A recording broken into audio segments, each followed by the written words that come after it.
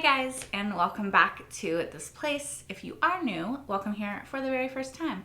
I'm Carmen, and today we are watching Season 3, Episode 8 of Battlestar Galactica. Last time on Battlestar Galactica, we had sort of humanity being faced with a big moral choice, and, well, I guess more accurately, Rosalind being, asked this huge moral question.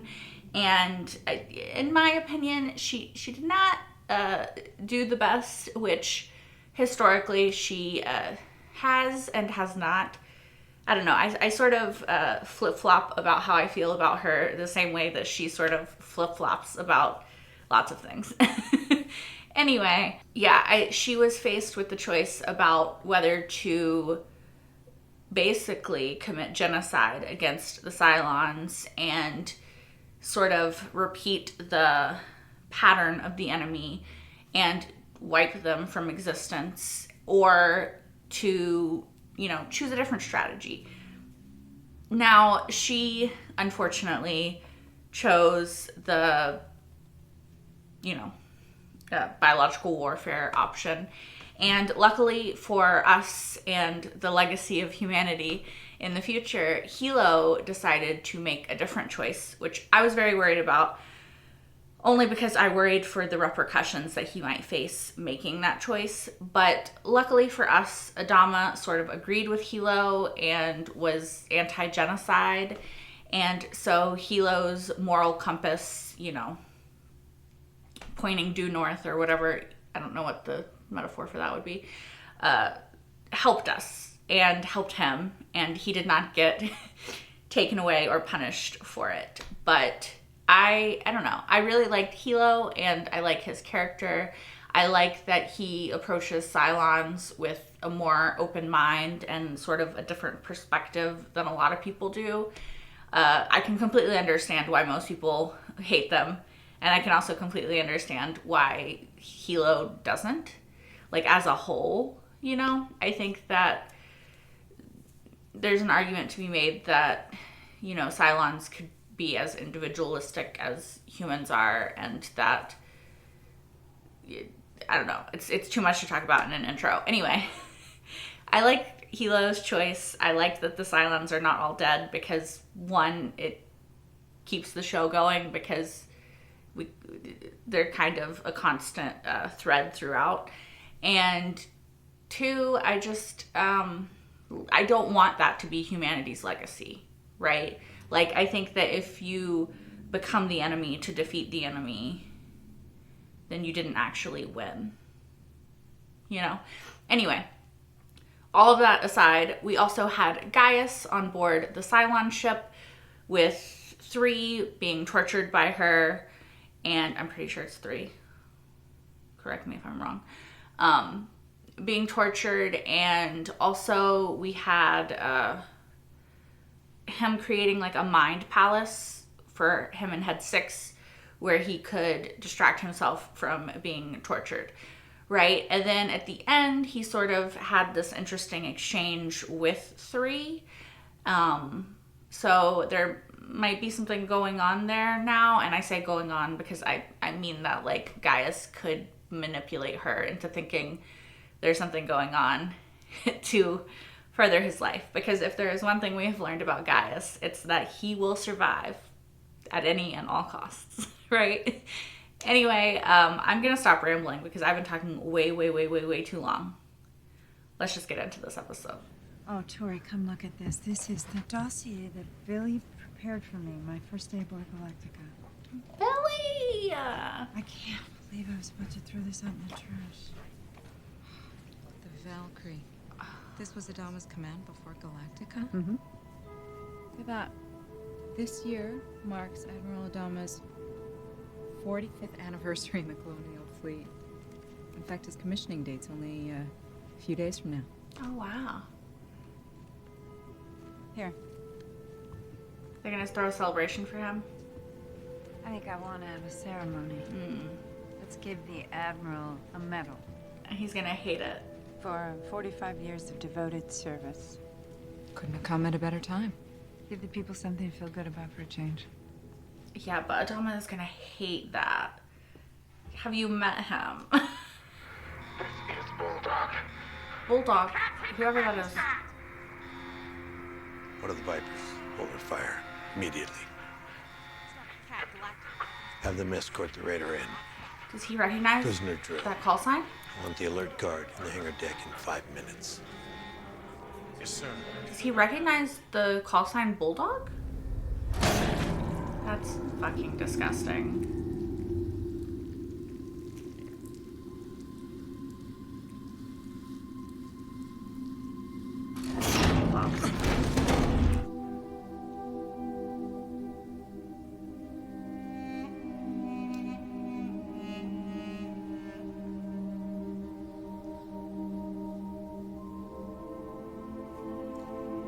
Is it really you, sir? Who are you, sir?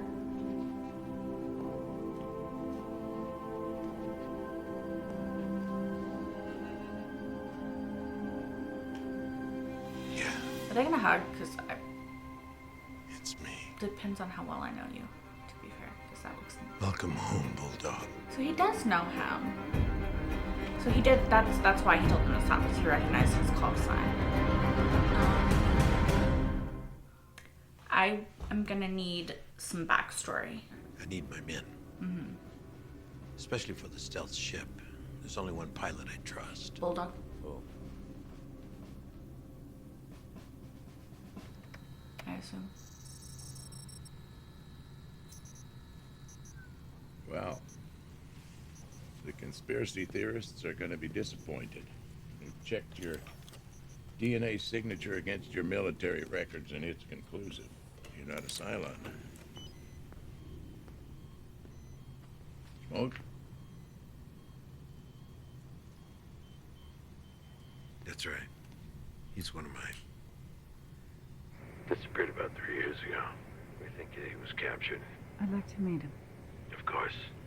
I'll arrange it. Why would they keep him alive? He's been gone for 3 years. Is that 3 years with the Cylons? Like, that's a long time to be a prisoner of war, essentially. But you gotta talk to me, Danny. Danny.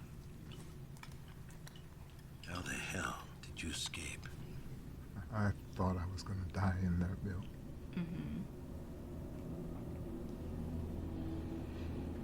But a while ago, they all started getting sick. Oh. I mean, really sick. Oh, is he from that ship? You mean a virus? Yeah. Or did it happen to We've another seen ship? that too. I heard them say it was spreading, getting worse. But eventually I realized I'm not catching it. Yeah. I'm immune. So what did you do? Yeah, how did you I was smart, get out? patient. I waited. Oh, well. You're looking good.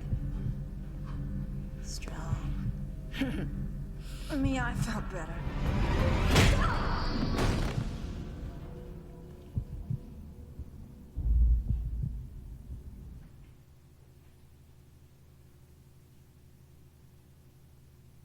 Damn. His ship was gone. No ejection on Dratus. No distress call. He was dead. So I left. But the lieutenant did eject, obviously, and somehow survived in his ejection seat long enough for the Cylons to find him. Wow. Could you both give us a moment, please? Thank you, Tori, and thank you very much, I mean- Lieutenant. I appreciate it. When you've been a commander as long as Adama, you're not always gonna make great choices. So you're gonna tell me what really happened? You're gonna have to trust me on this one, okay? It's my mess. I'll fix it. I would like to see more of the flashbacks personally, so I can see what actually happened.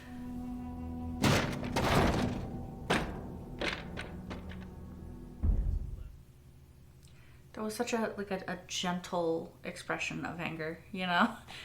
That tough son of a bitch, he actually made it, didn't he? Yeah, I guess he did. How though? So, are you here to talk to your friend or to your XO? Well, you're not the XO anymore. Last time I checked, I was neither. Well, why are you not his friend? Okay, that's a bit dramatic, Ty. I heard you'd made it. Good for you, Bulldog.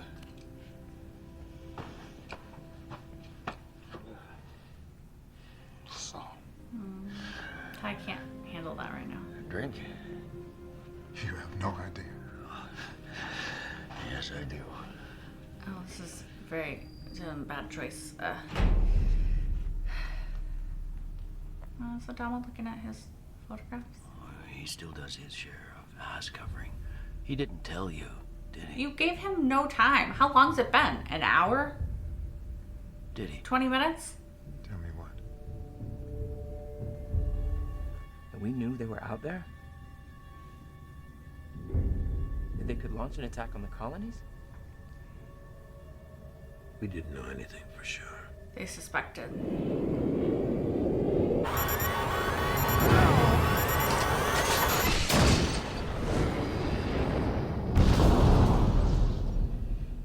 There is no way. Oh, it's true. And you know it's true.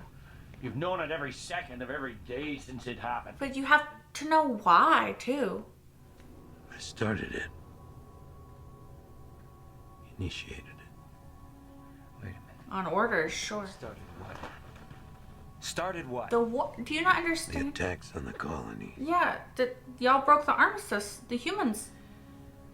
By crossing the line, I showed them that we were the warmongers they figured us to be. Unfortunately, he's not wrong.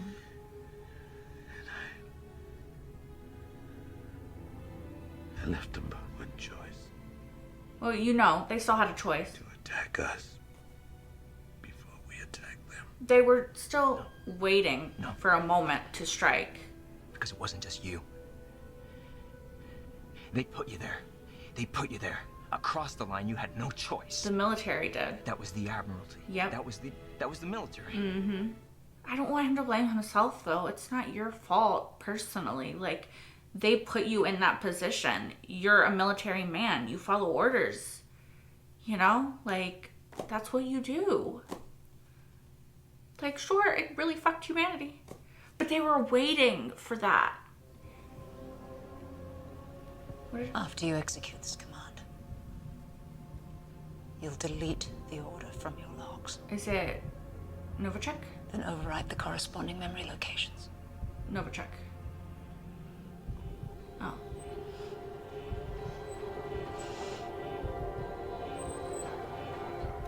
Execute. Is he killing her?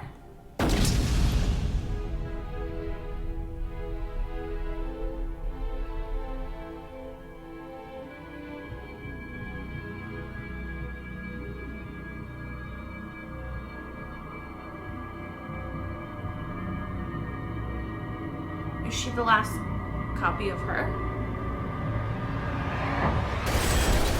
No. It's okay. It's okay. Relax. Try to breathe through it. Breathe. Why did she do it? What'd she want to see? What did she see? This is something beautiful. Miraculous between life and death.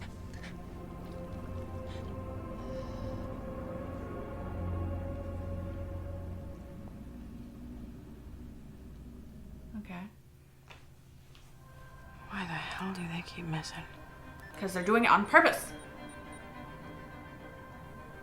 How did he get out of the cell after he killed her? She would just... Like, he would still be stuck in the cell, right?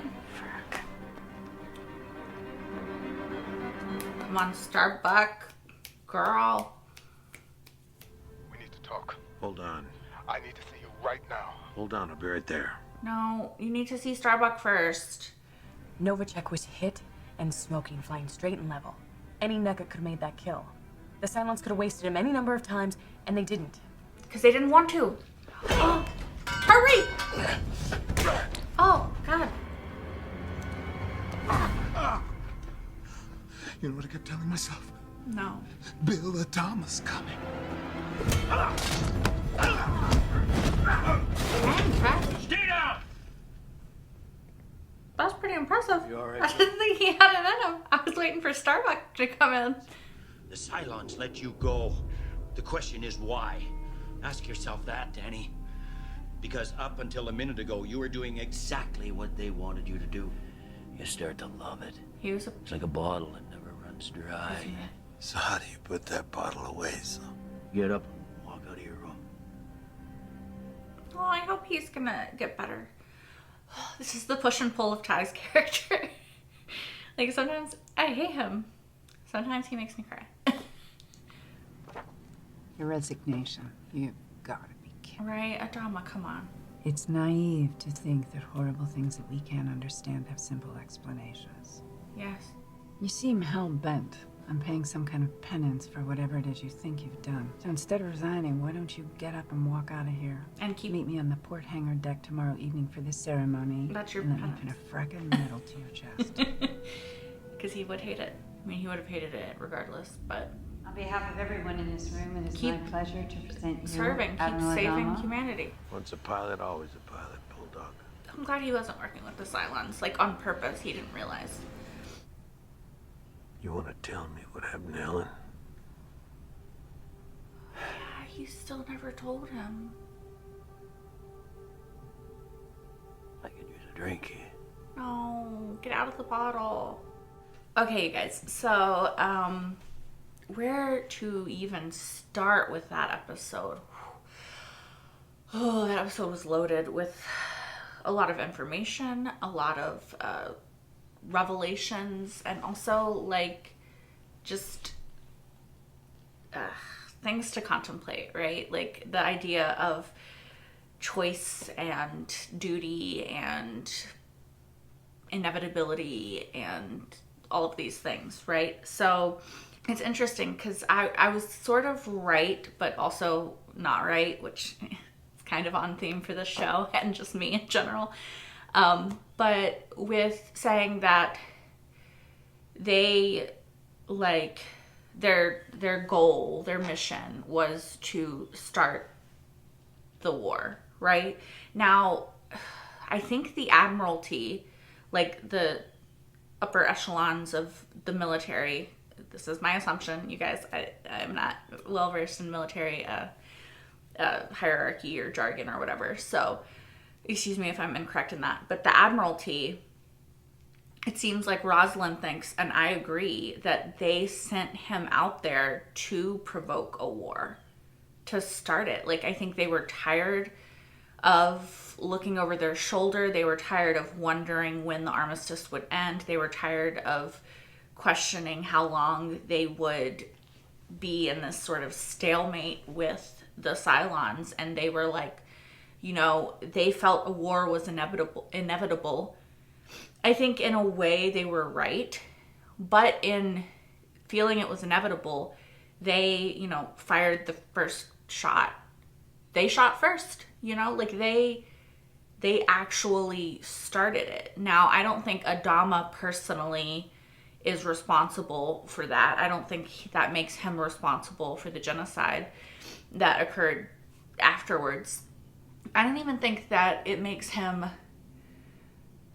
humanity as a whole, responsible, right? Because I think that ultimately people have to, I guess Cylons aren't people, but you have to own up to the choices that you make, right? The Cylons were already building this weapon. They were preparing for a war.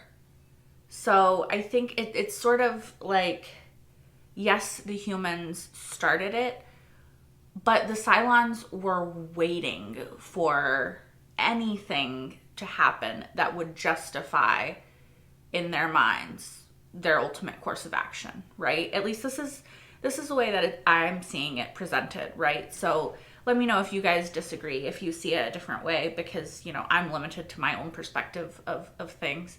But the way that I think that the show is sort of presenting it is like, I don't know, it's like,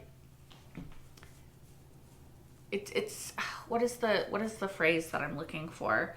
It's like when you have already decided something and then you just look for evidence to support what you've already decided. Like there's any like slight thing happens and you're like, that's proof that I was right, you know?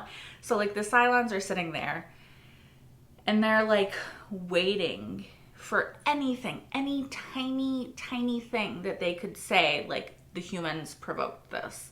Like, we're not the aggressors. We're not the initiators. We did not start this.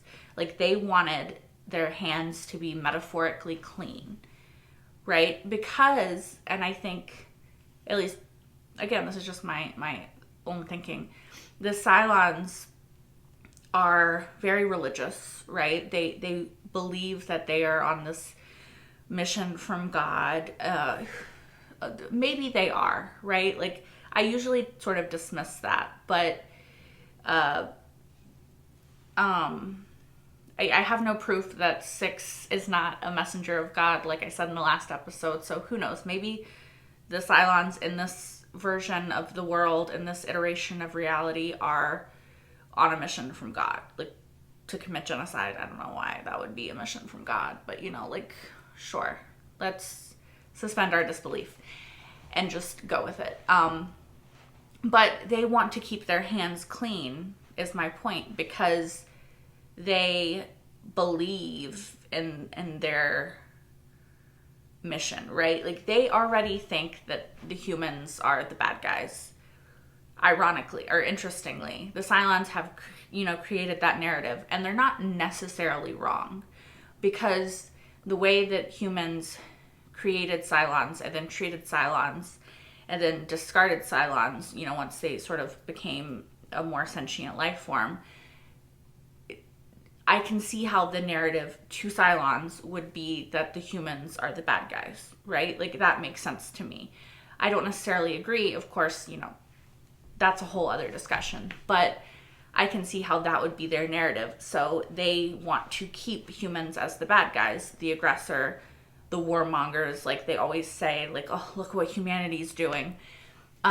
Interestingly, though, and this does fit the pattern of behavior that we've seen from the Cylons in the past, they're doing this, they're saying, like, oh, the humans are so violent, ugh, the humans are so this, but it's almost like a self-fulfilling prophecy, right?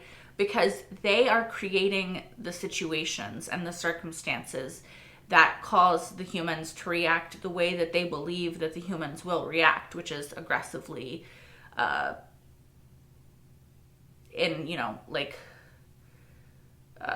what's the word I'm looking for? Violently, like, you know, that sort of, like, what they want the humans to react. They create the environment to cause that reaction. And then they're like, look at this. This is proof that y'all are, you know, the bad guys. Like, they go to New Caprica. They're like, we're trying to live with humans. They create an unsustainable coexistence that puts them on top of humans. They constantly belittle and, you know, and instigate, that's the word I was looking for, sorry, and like goad the humans into reacting the way they want. And then they're like, oh, look, here y'all go being bad again, completely neglecting to see that, like on New Caprica, for instance, they were torturing humans, they were killing humans, they were not at all trying to coexist on equal footing with the humans, right? Just like if they're, you know, creating the narrative of the war, technically the humans struck first, right? Even though they goaded them into it by creating a war machine, like just on the edge of the armistice line, like just past it, to try to like be like, look at us, look at us, look at us. You have to cross the line to see if what we're doing is what you think we're doing. And then once you cross the line, we can be like, look at y'all starting this war with us, you know? So it's, I don't know. I think it's really interesting, and it does follow the narrative that we've seen from the Cylons of this idea, like I said, of just them constantly sort of goading the humans into reacting the way they want, and then being surprised when the humans react in, a human way, I guess. Like, I don't know. It's just interesting. Also, I think the character of Bulldog is really interesting because at first when Ty revealed, or Starbuck realized what she realized, I was like, oh my gosh, like he's working with them. They turned him, like, during the interrogations or whatever. Like, maybe when he hit her and killed her, maybe there was no virus, like he killed her and then she came back, and then it happened enough times that, like, there was a Stockholm syndrome thing. There was just, some sort of situation where he turned, because, 3 years is a really long time to be held prisoner, and you can understand how somebody might make choices, that they would have to survive, and then ultimately turn, and work with the Cylons. Because, look at Gaius. He's been prisoner for I don't know how long, but not 3 years. And he's already, in a cushy bed, like hanging out with six, or, well, he's always hanging out with six. 3, and, like, Gaius is doing what Gaius has got to do to survive. Like, he always does. But, yeah, so I thought that he had betrayed them, but he was just another pawn that the Cylons were using in their game. And they used, I don't know, what they knew, because they knew that they didn't shoot down his ship. So they knew that the Valkyrie had to have. So they knew that he would want revenge. So they used everything that they knew to, coerce events into happening in the way that they wanted, right? So, just interesting. I find his character to be interesting. Bulldog, aka Danny, aka Novacek. I think that I feel bad for his character. I think that he is a soldier who did a mission and didn't come back from that mission and didn't know the full extent of that mission. And he just,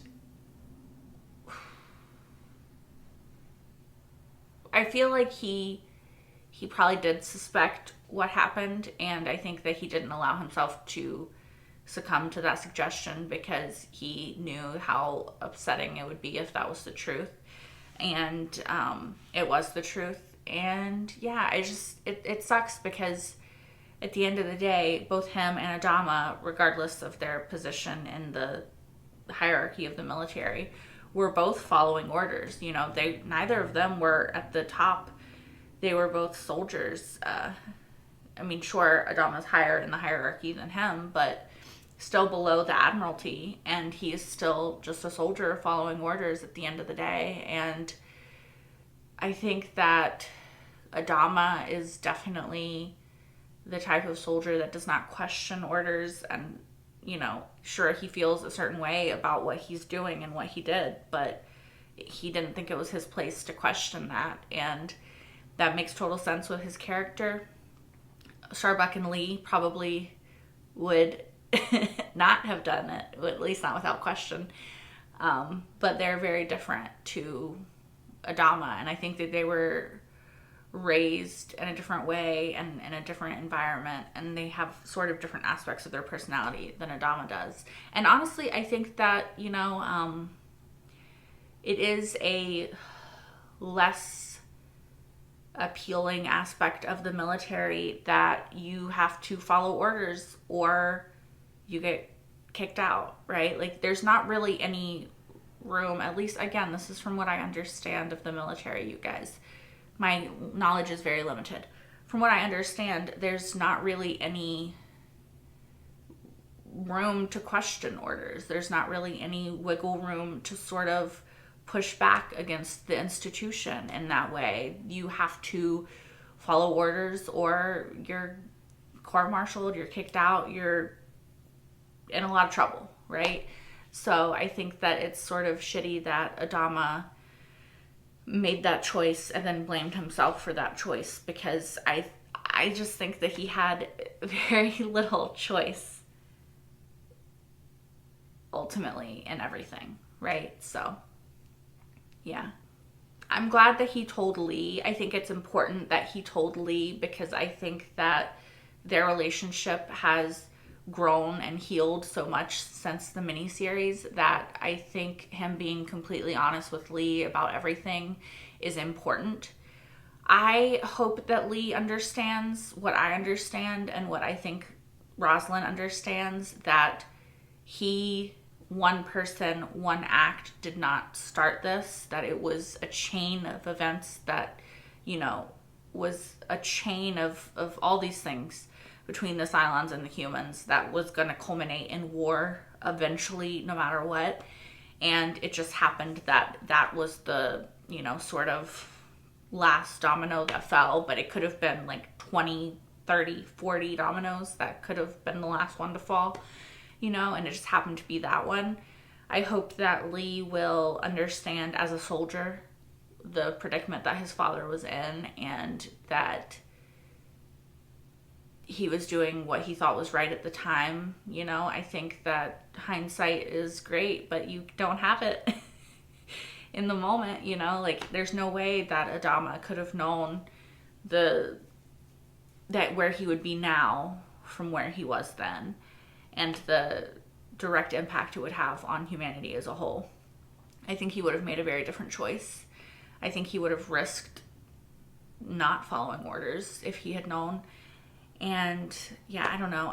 I worry because Lee is always a bit of a wild card. You never really know like what he's thinking or feeling a lot of times. Like I love Lee and I think he's a great character, but he's a bit of a confusing one to like pin down emotion wise. Like usually I know what Starbuck is gonna think. Usually I know what Adama's gonna think. Rosalind, Gaius, you know, like a lot of characters, like you have a pretty good idea.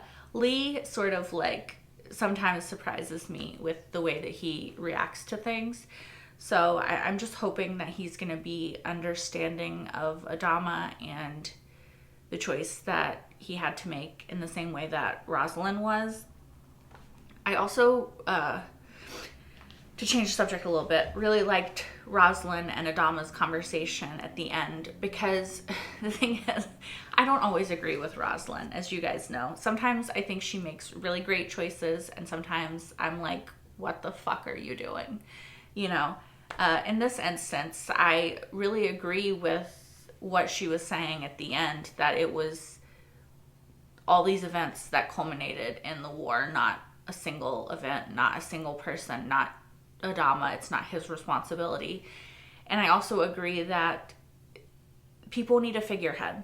People need something to believe in. People need someone to believe in. They need to think that Adama is the hero that they think he is. I don't think that they need to know that humanity crossed the line first. Like, I don't think that they would benefit from that information. And so I think it's good that things are playing out the way that they're playing out, because I think that the fleet needs Adama to be Adama, the one that they know that he will go to the ends of fucking civilization to find and rescue them, that he cares about them, which is true.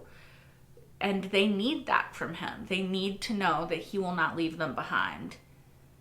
And he needs to be the man, and he also needs to be the myth. You know, like he needs to be the figurehead. So I think that that's really important. And yeah, I agree. And I really like this episode and sort of what it posed about who started it and who's responsible for it, right? Because that can also not be the same thing.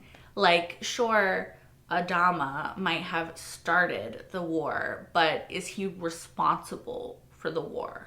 No. You know? If that makes sense. Hopefully it does. Oh yeah. I'm really happy with Ty and his development in this episode. I am always wishing that Ty would stop drinking, one, and that he would grow a little bit as a character. And he does, to be fair. Like, I think that Ty is actually a really good example of how great the writing is on Battlestar Galactica, because I think that he is very much a real person in the way that he progresses and in the way that he grows and then sort of shrinks, if that makes sense. He like growth as a person, you know, becoming the best version of yourself is not like a line that goes like this, right? It's like, oh, here we go. Oh, fuck.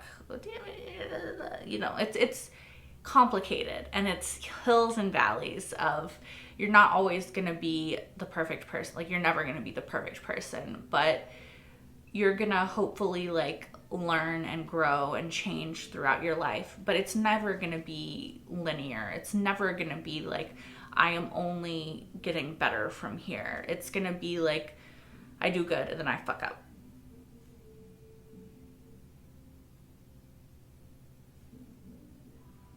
Who the fuck is playing that loud ass music right outside? Yeah, I like Ty's growth as a character because I think it's very realistic.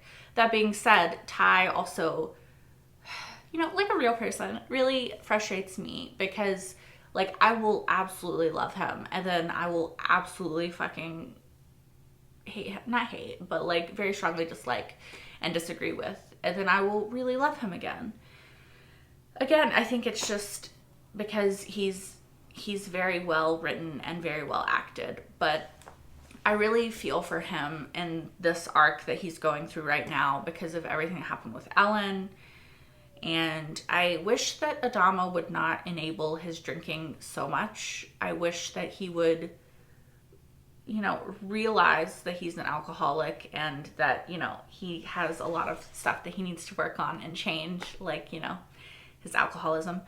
And that he would sort of goad him a little bit more into working on that.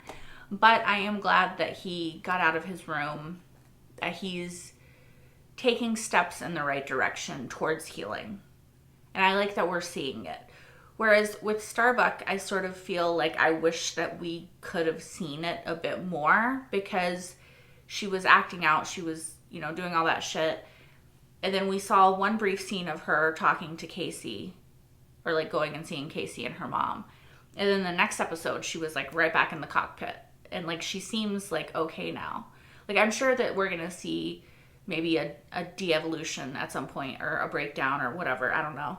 But I just wish we could have seen a little bit more of her journey of like getting there, you know. Whereas with Ty, I think we're seeing it in a very realistic and way that is very well portrayed. Yeah.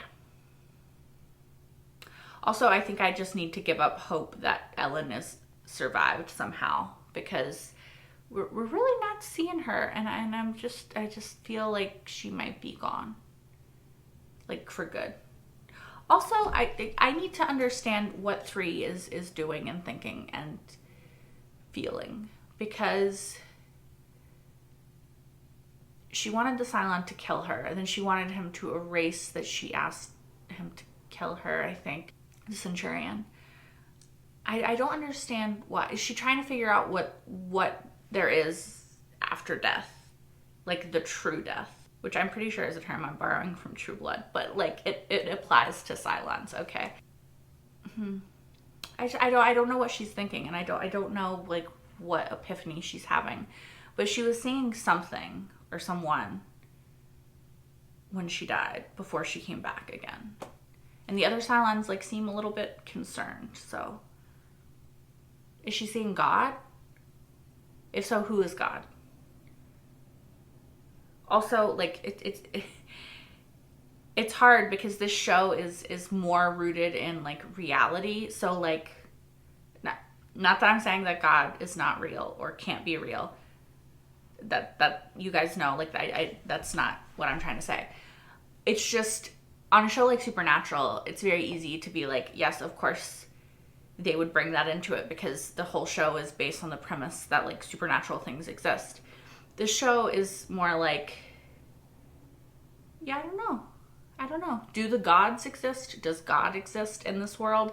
It almost seems like something that would be impossible to prove. Yet you guys have told me, like, in comments and stuff, that, like, I'm dismissing the possibility of things.